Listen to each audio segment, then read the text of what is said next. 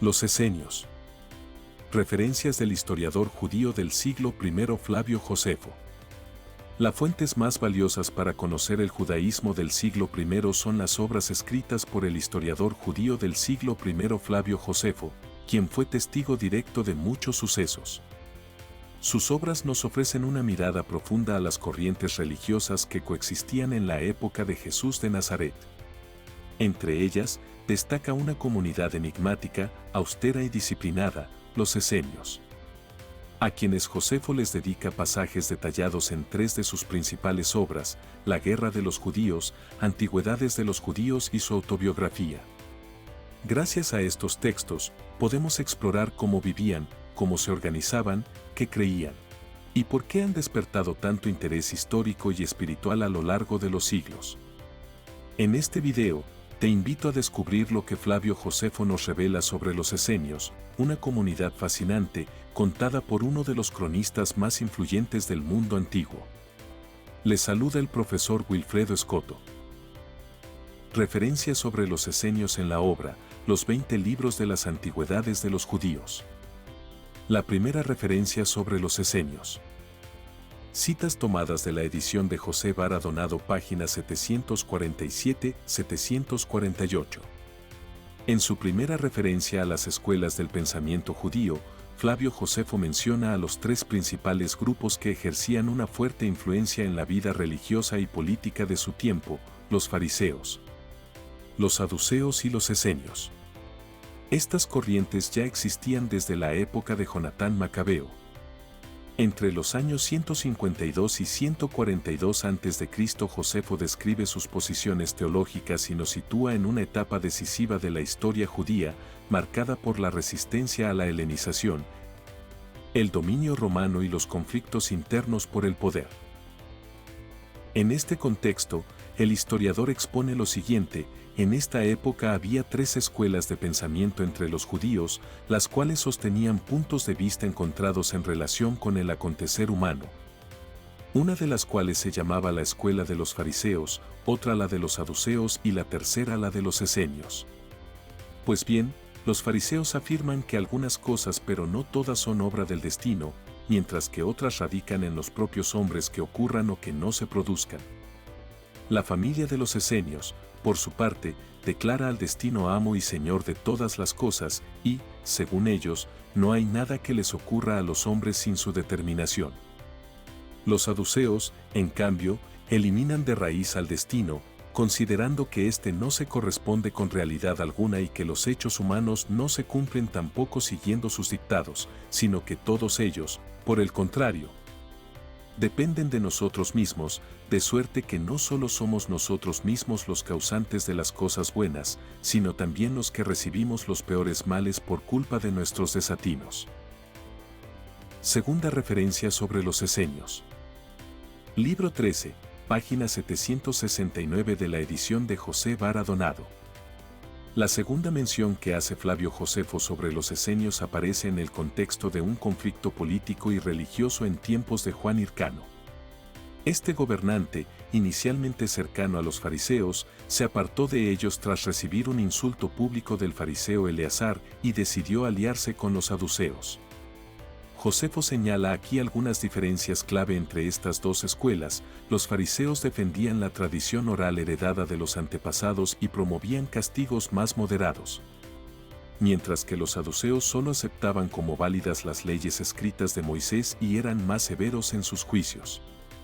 Aun cuando a los esenios los menciona brevemente en este pasaje, su inclusión es significativa, ya que representaban una tercera corriente dentro del judaísmo del período asmoneo.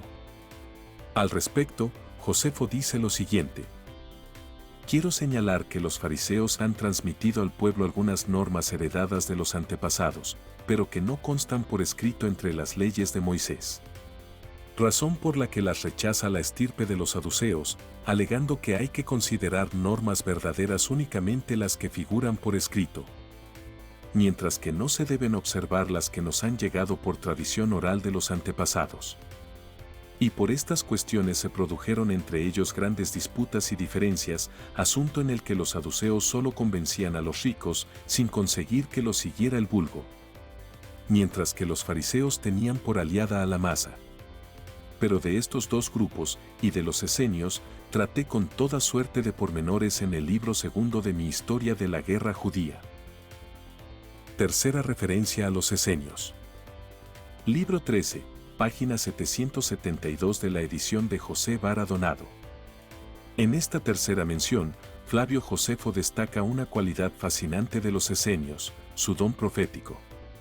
Relata el caso de un hombre llamado Judas, perteneciente a los esenios, conocido por su extraordinaria capacidad para predecir el futuro.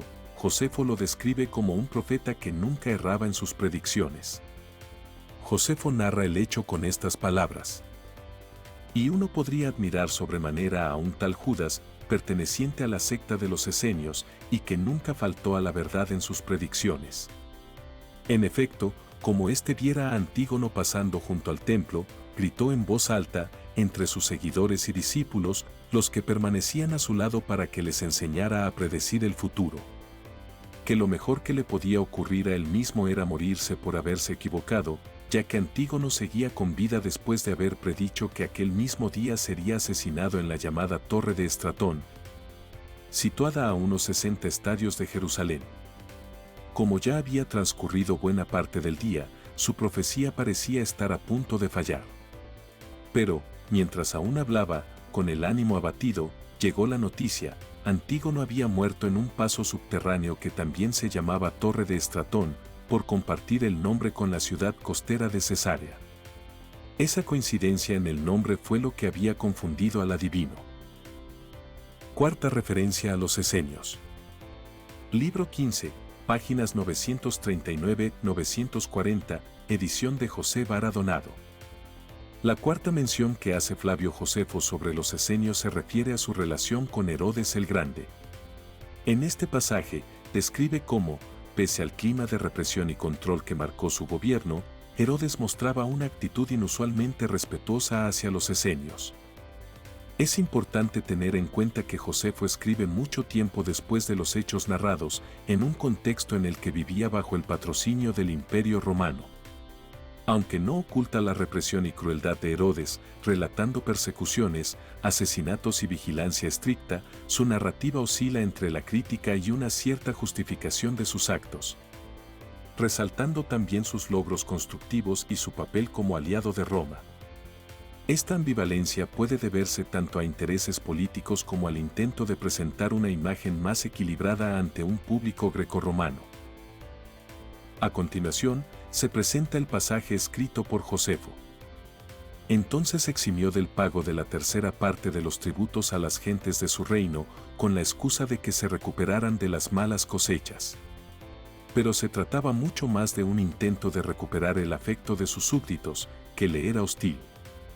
Ellos interpretaban que tales medidas significaban, en realidad, la destrucción de sus sentimientos religiosos más profundos y el cambio forzado de costumbres. Esto causaba gran molestia, y era el tema constante de conversación entre la población, con los ánimos exaltados. Herodes, consciente de ello, evitaba provocar más tensiones. Ordenaba que todos se dedicaran a sus tareas, pero al mismo tiempo prohibía las reuniones públicas, los paseos colectivos y cualquier estancia compartida. Todos los movimientos eran vigilados por sus espías. Quienes eran descubiertos desafiando estas órdenes eran severamente castigados. Muchos fueron llevados al castillo llamado Hircania y allí ejecutados. En Jerusalén y en los caminos, sus espías vigilaban a quienes pudieran reunirse en secreto. Incluso se dice que el propio Herodes, vestido como un ciudadano común, se mezclaba por las noches entre la gente para conocer personalmente lo que se decía de su gobierno. A quienes se oponían abiertamente a su conducta los perseguía por todos los medios, mientras que al resto del pueblo lo obligaba, bajo juramento, a declarar fidelidad absoluta a su régimen. La mayoría, por miedo o adulación, accedía. A quienes defendían su dignidad personal y se negaban, se les eliminaba por cualquier procedimiento. Herodes también trató de obtener un juramento de fidelidad del fariseo Polión, de Samayas y de sus discípulos. Sin embargo, ellos se negaron, y gracias a la influencia de Polión no fueron castigados. Asimismo, fueron eximidos de esta obligación los llamados entre nosotros esenios. Estos constituyen una clase de hombres que siguen un estilo de vida similar al que los griegos atribuyen a Pitágoras. De ellos daré cuenta más precisa en otro lugar. Contexto histórico: tensión bajo la mirada romana. Herodes el Grande, rey cliente de Roma, estaba obligado a asegurar el orden y la lealtad en Judea. Su trato excepcional a los esenios, eximiéndolos del juramento de fidelidad, ha sido leído por muchos historiadores como una estrategia política más que como un gesto de respeto espiritual. ¿Qué opinan al respecto historiadores reconocidos? Robert Eisenman, 1984-1996. Este autor opina que los esenios eran un grupo fuertemente apocalíptico y opositor al poder herodiano, al que veían como colaboracionista con Roma. Eisenman escribe: los esenios son una secta nacionalista y militante, opuesta al sacerdocio herodiano que colaboraba con Roma. Eisenman, 1996. Van der Kam y Flint 2002 opinan, dado su separatismo y carácter apocalíptico, es probable que Josefo idealice a los esenios, omitiendo matices de confrontación con los herodianos. Quinta referencia: la profecía del esenio Manahem sobre Herodes. Libro 15, páginas 940-941. Edición de José Vara Donado. En esta referencia, Josefo presenta la relación entre Herodes el Grande y los esenios de tal forma que requiere una lectura crítica. El pasaje parece tener fines apologéticos y teológicos, muestra el ascenso de Herodes como parte de un designio divino, legitima a los esenios como intérpretes del destino y atenúa las críticas a su régimen. Dado que tanto Herodes como Josefo estaban vinculados al poder romano, esta narrativa pudo haber sido influida por intereses políticos. Josefo relata lo siguiente: el esenio Manahem predice al niño Herodes su futuro. Había un esenio, de nombre Manahem, quien, aparte de dar fe de las más excelsas virtudes con su conducta, tenía el don divino de la predicción del futuro. Este, al ver a Herodes todavía niño que se dirigía a la escuela, lo saludó calificándolo de rey de los judíos. Pero Herodes, creyendo que lo confundía con otro o que se reía de él, le hizo saber que él era un simple particular. Pero Manahem, con una suave sonrisa y dándole un ligero azote en las nalgas, le dijo: sabes que, a pesar de ello, serás rey y llevarás con acierto el gobierno, puesto que Dios te ha honrado con él. Piensa siempre en los azotes de Manahem, en la idea de que ello constituye la señal del cambio de tu destino. Puesto que tal pensamiento te será sumamente beneficioso siempre que gustes de la justicia y la piedad para con Dios y de la bondad para con tus conciudadanos. Pero la verdad es que yo, que lo conozco todo, sé que tú no actuarás así, puesto que sobresaldrás en éxito y conseguirás fama eterna como ningún otro, aunque te olvidarás de la piedad y de la justicia. Pero esto no pasará inadvertido a Dios, puesto que la cólera que tu comportamiento le va a suscitar la tendrá en cuenta al final de tu vida. Herodes, de momento, no prestó atención a esta declaración porque sus aspiraciones no llegaban a tanto, pero posteriormente, cuando poco a poco subió hasta no solo ser rey, sino también conseguir un gran imperio, mandó llamar a Manahem y le preguntó durante cuánto tiempo gobernaría. Pero Manahem no le contestó nada en absoluto. Y como, al callarse Manahem, le preguntara a Herodes si los años de su reinado serían únicamente 10, y Manahem, tras contestarle que serían 20 y hasta 30, no determinara el límite último del tiempo de vida que le estaba reservado a Herodes. Satisfecho con esta información, despidió a Manahem, tras saludarlo afectuosamente, estrechando su mano, y desde entonces y por siempre apreció a todos los esenios en atención a Manahem. Pues bien, optamos por revelar a nuestros lectores estos hechos, pese a lo inverosímiles que resultan, y por dar cuenta de lo que ocurre entre nosotros.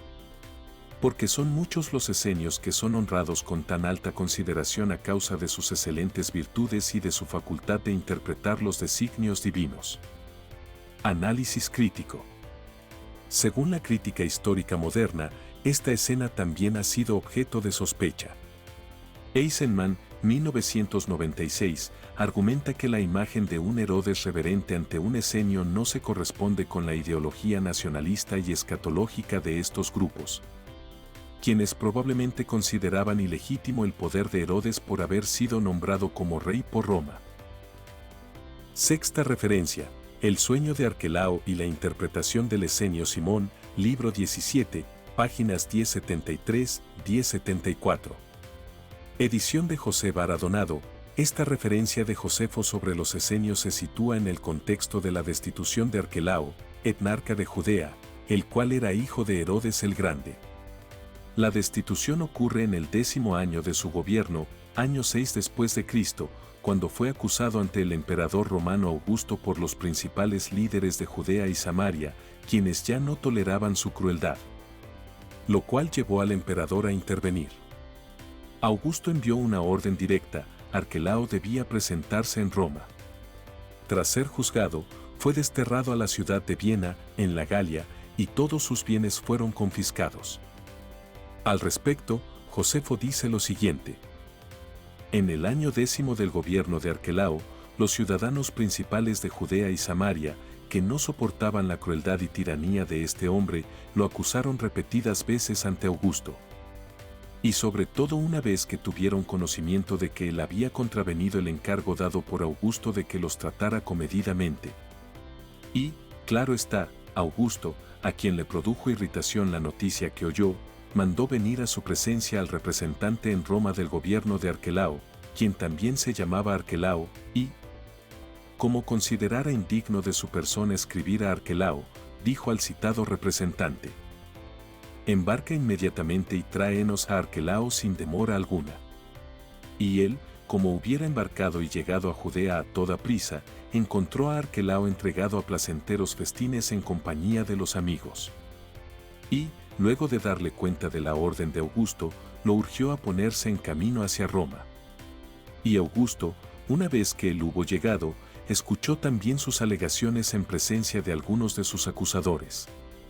Tras ello, lo mandó al destierro, concediéndole como residencia la ciudad gala de Viena y confiscó sus bienes. Un sueño nocturno había presagiado a Arquelao este final. Pero Arquelao, antes de que fuera llamado y llegara allá, dio cuenta a sus amigos de haber tenido un sueño del tenor siguiente.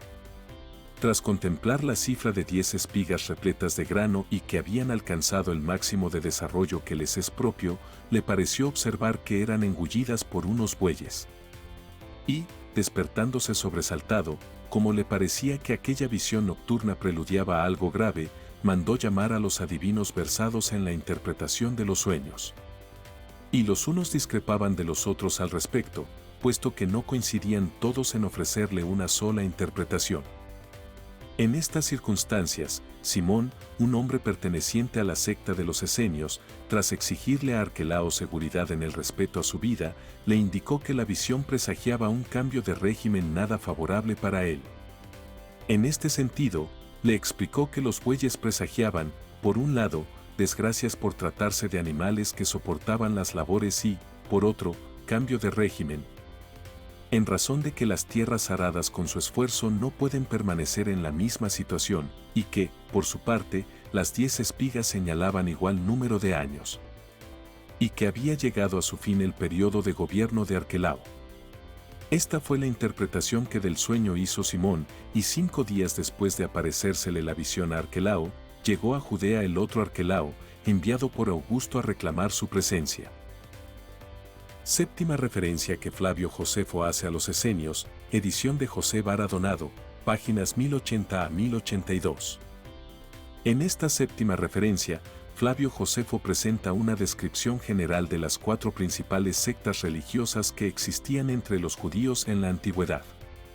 Josefo dice lo siguiente: los judíos contaban desde la más remota antigüedad con 3 escuelas filosóficas, la de los esenios, la de los saduceos y, en tercer lugar, la de los llamados fariseos. Y aunque nosotros hemos hablado de ellas en el libro segundo de la Guerra Judía, no obstante, aludiré de nuevo a las mismas ahora.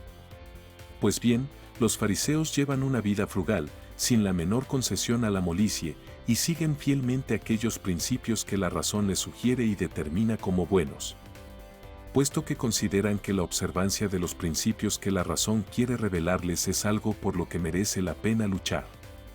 Conceden el máximo de respeto a quienes les aventajan en edad y no osan contradecir sus indicaciones ni criticarlas. Y aunque entienden que todo el acontecer humano está determinado por el destino, tampoco quitan a la voluntad su propia iniciativa, por haber determinado Dios, por un lado, que en el devenir de los acontecimientos intervenga también la decisión del destino, y, por otro, que la voluntad de los hombres proceda con virtud o maldad. Y creen ellos que las almas poseen el don de la inmortalidad, y que, cuando ellas bajan al otro mundo, sufren condenas o reciben premios, según en la vida se hubieran conducido perversa o virtuosamente. De suerte que las primeras reciben como pago la prisión eterna, y las segundas, la facultad de volver a la vida. Por estas enseñanzas, no solo consiguen que las gentes les crean ciegamente, sino que, además, logran que sean realizados según sus indicaciones los actos rituales inherentes a las oraciones y a los sacrificios. Tan alto grado de fidelidad les testimoniaron las ciudades con la práctica de lo que consideraban mejor, así en la forma de vida como en sus palabras. Por lo que a los saduceos respecta, su doctrina enseña que las almas se desintegran al mismo tiempo que los cuerpos. Y ellos no se preocupan de observar ninguna otra cosa más que las leyes, puesto que consideran una virtud discutir a los maestros las enseñanzas que éstos pretenden hacer prevalecer. Esta doctrina es admitida por pocos hombres, aunque estos pocos son los que ocupan los puestos principales, pero sin que ellos la pongan en práctica en absoluto, hablando en términos generales, ya que, cuando pasan a ocupar alguna magistratura, se resignan, en contra de su voluntad y a la fuerza, a seguir las directrices de lo que enseña la doctrina de los fariseos. Y eso porque el pueblo no les consentiría ningún otro proceder. En lo que a los esenios toca, su doctrina gusta de dejar todo en manos de Dios, y, asimismo, defienden la inmortalidad de las almas. Al tiempo que consideran la consecución de la virtud un objetivo por el que merece la pena luchar.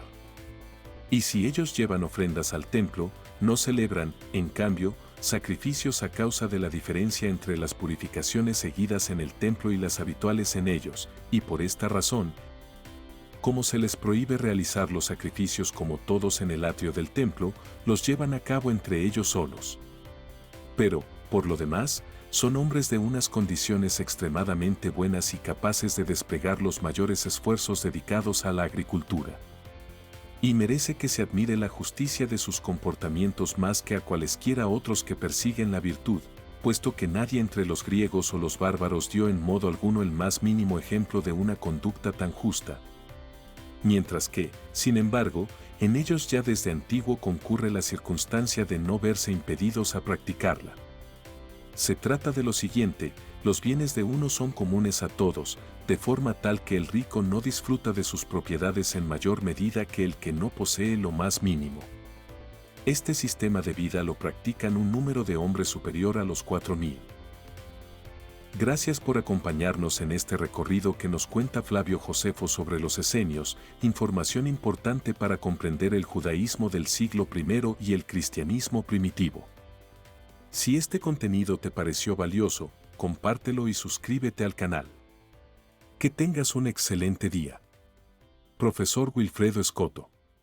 Hasta pronto.